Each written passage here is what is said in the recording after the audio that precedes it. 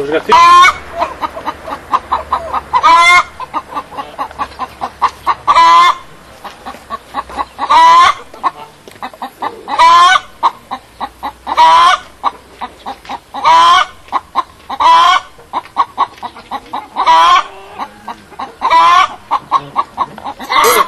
Molim. Da ne mogu.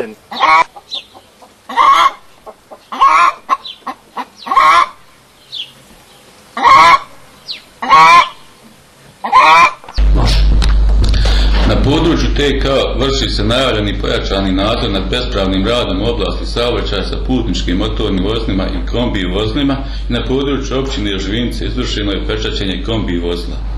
Kako se radi o povratniku u činjenju prekršaja iz bespravnog prijevoza, kombi vozilo je isključeno iz saobraćaja uz privremeno oduzimanje saobraćajne dozvole, skidanje registarskih tablica, stavljanjem kandži na vozilo i pečaćenje istog vozila.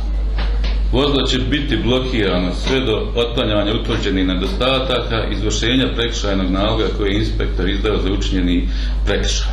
Pojačane aktivnosti će se i dalje nastaviti u suradnji sa Federalnom upravom za inspekcijske poslove.